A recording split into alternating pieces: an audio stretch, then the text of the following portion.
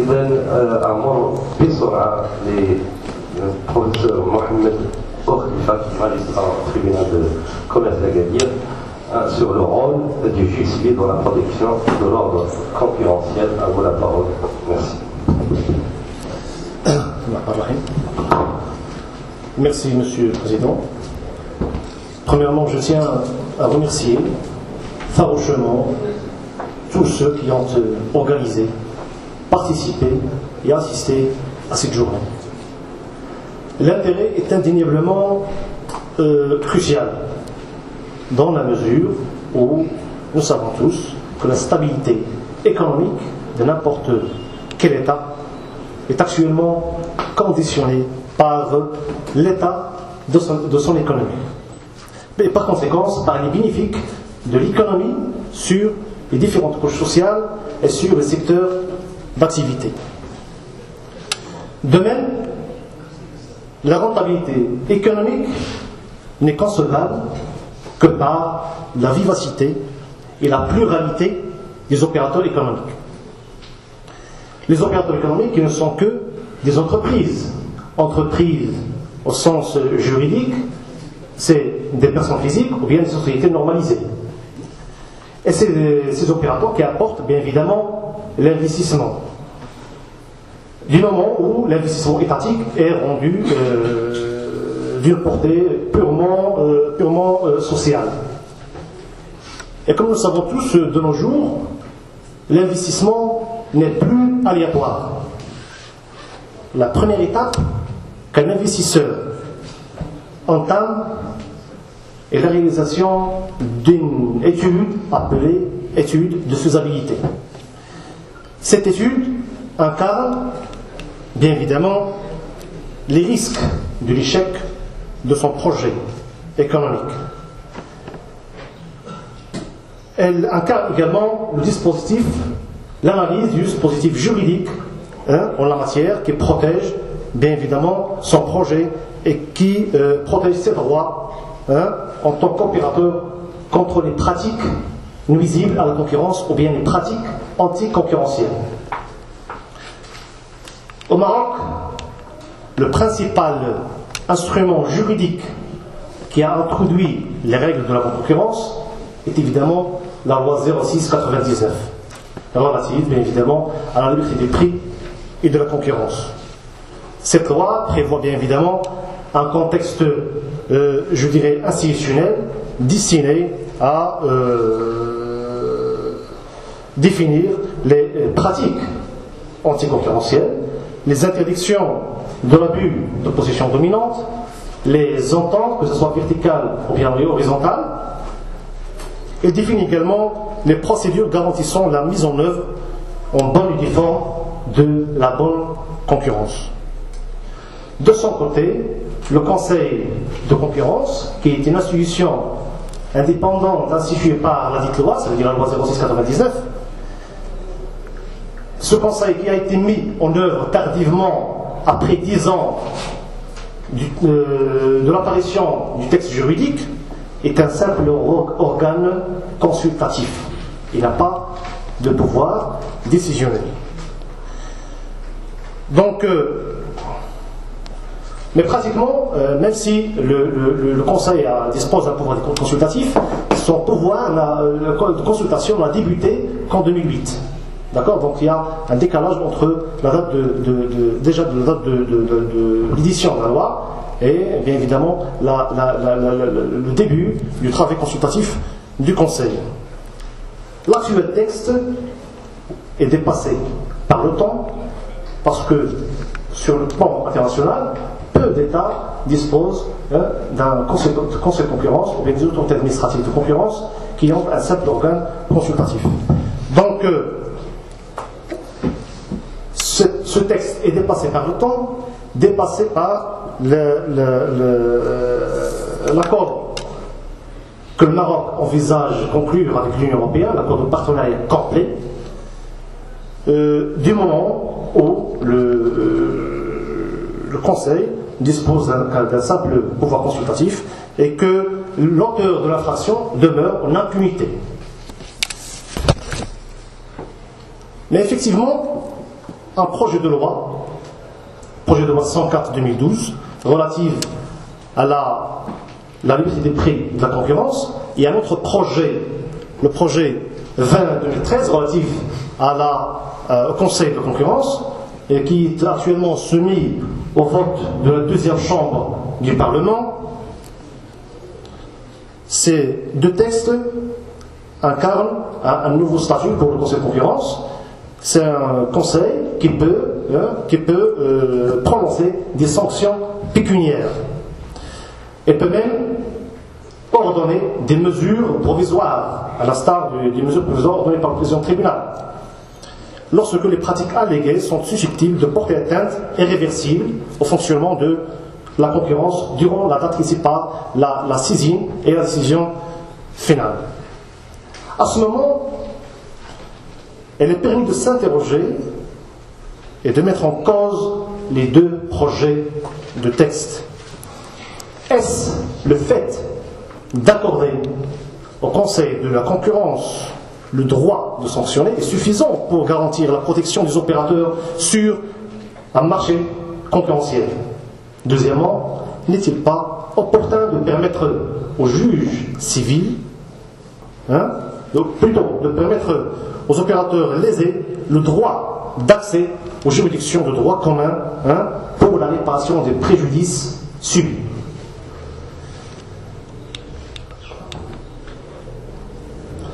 L'opportunité du mode de régulation choisi par le législateur marocain peut être justifiée. Généralement, les modes de régulation diffèrent selon le choix politique de l'État, du degré de consécration du principe de la libre concurrence. Le dit principe est érigé en normes quasi-idéologiques, constitutionnelles et conditions de progrès économique dans la quasi-totalité des États à vocation libérale, y compris le Maroc.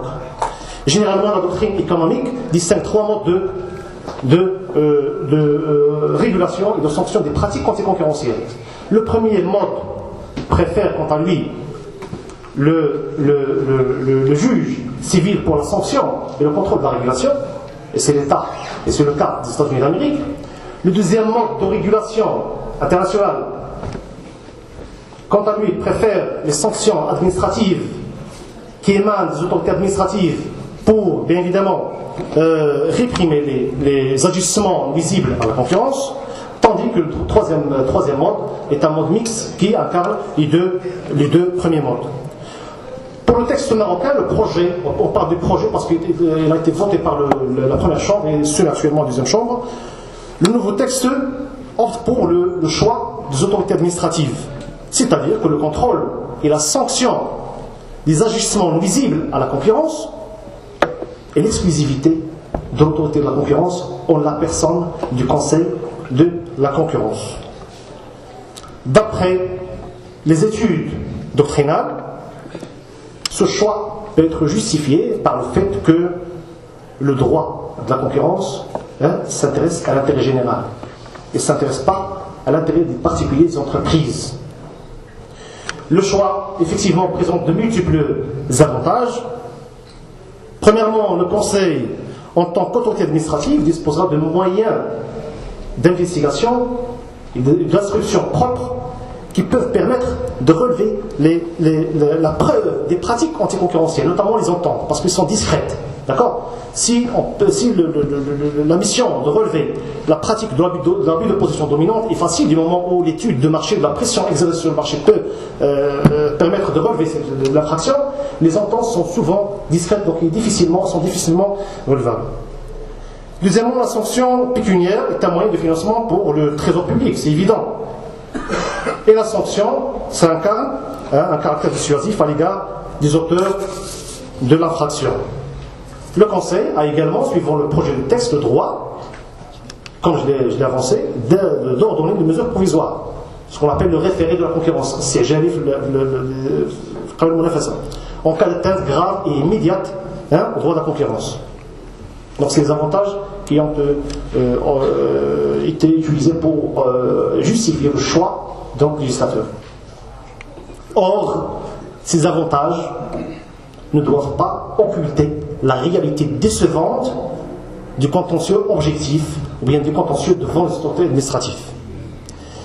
La France comme meilleur exemple, en France comme meilleur exemple, les pratiques anticoncurrentielles n'ont pas cessé de chasser les opérateurs victimes.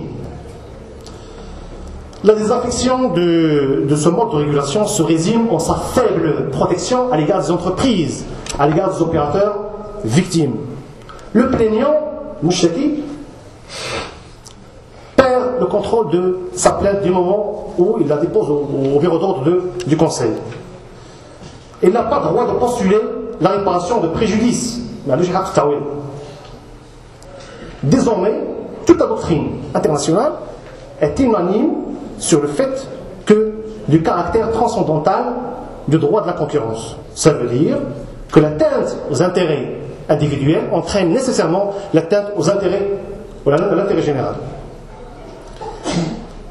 Ce constat négatif a amené les autorités européennes à s'orienter vers l'autre mode de régulation qui est le contentieux devant le juge civil.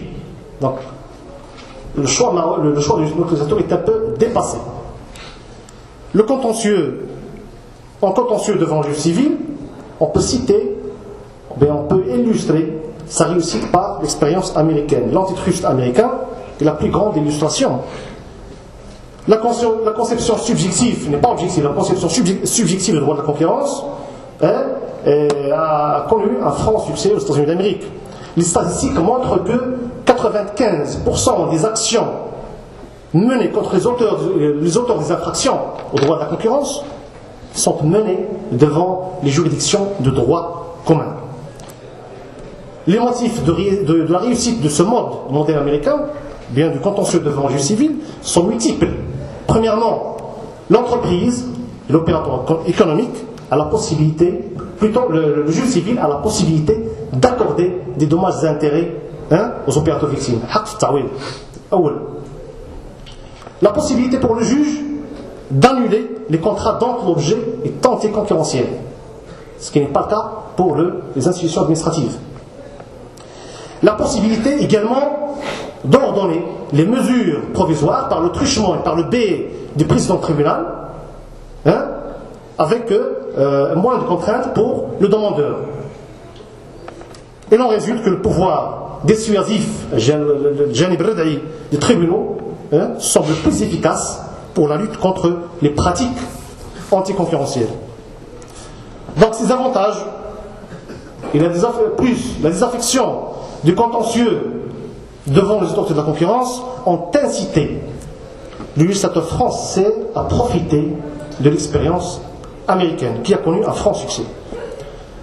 Le private enforcement, appelé private enforcement, dans ce cadre, le règlement européen 1/2003, c'est un fameux règlement qui a organisé le droit de la concurrence entre les États membres de l'Union européenne. Le règlement 1/2003 a favorisé le recours aux juridictions pour permettre effectivement aux victimes de soulever les conséquences civiles, des infractions aux pratiques anticoncurrentielles.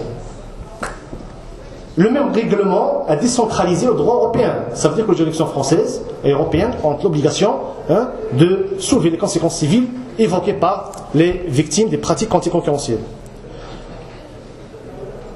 L'autorité administrative subsiste en France, sauf que il y a un changement de dénomination. On a passé du Conseil de concurrence à l'autorité de la concurrence en vertu de la loi de 2009.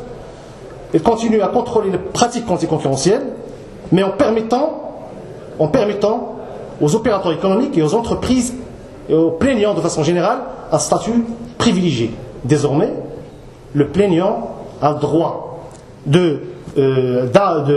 d'accompagner l'autorité de la concurrence durant la phase de l'instruction. Toutes les décisions lui sont notifiées. Il a droit de recours contre les décisions de l'autorité administrative. Et en fin de compte, à l'obtention de la décision de l'autorité administrative, elle entame une action civile devant les juridictions civiles pour la réparation du dommage, bien du préjudice subi. Donc on espère que notre législateur prenne conscience de l'importance du rôle des juridictions de la lutte contre les pratiques anticoncurrentielles, et cela ne peut se faire que par le truchement de la promotion des actions civiles devant les juridictions. Merci, Monsieur le Président.